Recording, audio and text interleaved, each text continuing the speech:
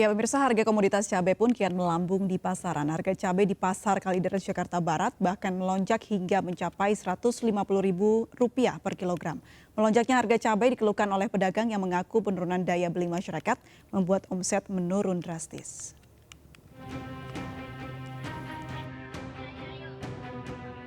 Harga cabai di sejumlah pasar tradisional Jakarta kian melambung tinggi.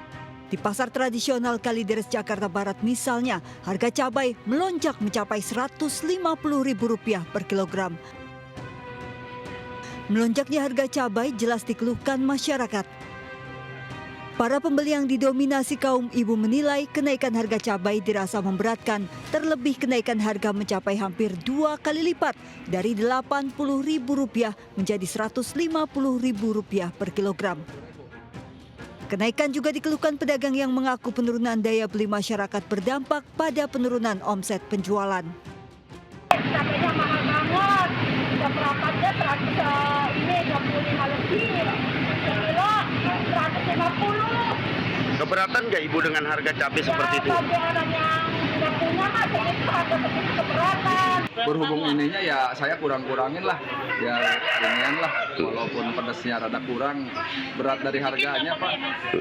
Keberatan dengan harga cabai melonjak ini? Oh keberatan benar Pak. 150 Bang. Per kilo. Ya kadang ngeluh Bang, orang terima. 5.000 nggak boleh. Warga berharap pemerintah turun tangan dan membantu mengendalikan harga cabai agar tidak kian memberatkan ekonomi warga.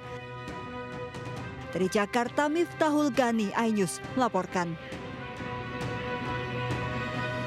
Ya, pemirsa, masih terhubung bersama kami tenaga ahli utama Kantor Staf Presiden Pak Edi Priyono dan Valerian Bramasta Jubir PAN. Saya mau ke Jubir PAN kembali, Mas Valerian. Ini yang kita tahu tadi berita tadi ya, harga cabai naik 2 kali lipat begitu. Ini kan termasuk dalam PR yang harus dikejar oleh Pak Mendak begitu untuk memberikan atau menunjukkan bagaimana usahanya bisa merubah harga-harga kebutuhan pokok di lapangan. Ada respon, Mas? Tentu ada Mbak. Jadi dalam menangani pangan, khususnya cabai, terus tadi sempat minyak goreng, lalu nanti mungkin ada yang lain-lain. Menangani pangan ini kan nggak sendirian Mbak. Jadi Kemendak ini kan lebih dari regulasinya, apakah kita akan mengimpor, ataukah kita akan ekspor, dan lain-lain segala macamnya.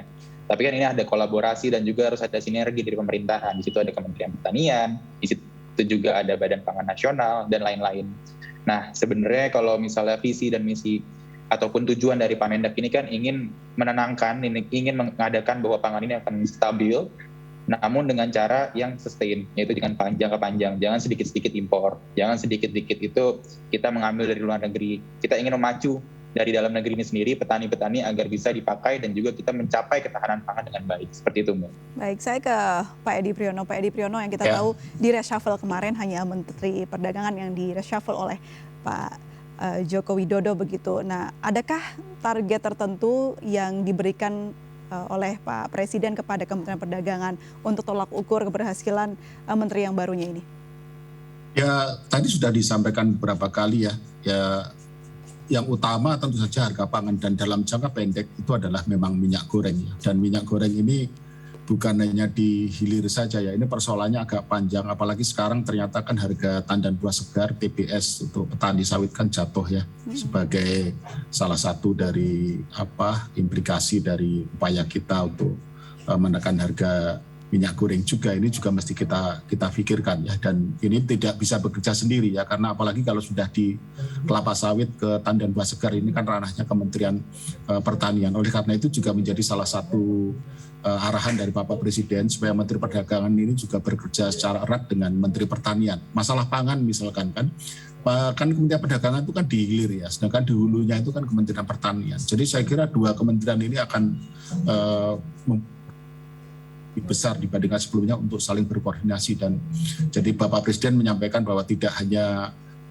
harus bekerja dengan baik dalam arti secara di kementerian terkait sendiri, tapi juga koordinasi dengan kementerian lain, juga dengan pemerintah daerah ya. Ini juga satu hal yang sangat sangat penting. Dan kemudian arah lain saya kira sudah dijalankan oleh Kementerian Perdagangan, yaitu supaya dipantau harga pangan itu day by day ya. Jadi setiap saat kita punya dan kita sudah melihat kok di postingan dari Kementerian Perdagangan di IG-nya paling tidak ya, di Instagram-nya ya, bahwa setiap hari itu ada update tentang harga pangan ya, bahan pangan, bukan hanya minyak goreng, tetap masuk dalam minyak goreng. Jadi harga pangan dipantau sehingga kalau ada apa-apa itu segera diambil tindakan, segera diambil kebijakan, dan dengan mempertimbangkan berbagai kepentingan ya, dan juga koordinasi dengan kementerian atau instansi lain gitu ya. Saya kira itu yang sejauh ini kita tahu menjadi arahan Bapak Presiden kepada Menteri Perdagangan yang baru. Sebenarnya Menteri Perdagangan yang lama juga sebenarnya arahannya kurang lebih sama juga. Baik, Pak Edi sebagai lembaga yang juga ikut membantu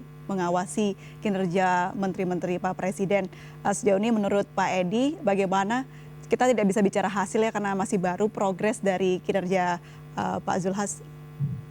Kita tidak secara spesifik menyoroti Pak Zulhas ya. Jadi kalau kita kan melihat misalkan perkembangan yang sekarang kita sangat perhatikan, sangat monitor itu memang minyak goreng ini ya. Dan saya setuju dengan tadi ya juru bicara PAN ya, bahwa progresnya kelihatan ya. Cuman memang kita sekarang ini yang sangat mendesak adalah di harga tandan buah segar di tingkat petani ini menjadi perhatian kita semua. Kita sedang mencari solusi, dan itu solusinya memang tidak hanya di Kementerian Perdagangan, tapi ini terkait ya, karena ini kan di hulunya. Dan tadi sudah saya sampaikan bahwa kalau di hulu itu terkait dengan Kementerian Pertanian juga. Ini kita harapkan kita semua bekerja bersama-sama ya, supaya semua dapat gitu ya. Jadi konsumen dapat harga yang terjangkau, stabil, kemudian di hulunya juga petani juga mendapat harga yang baik juga, dan juga produsennya juga mendapatkan keuntungan yang wajar. Itu yang terus kita upayakan,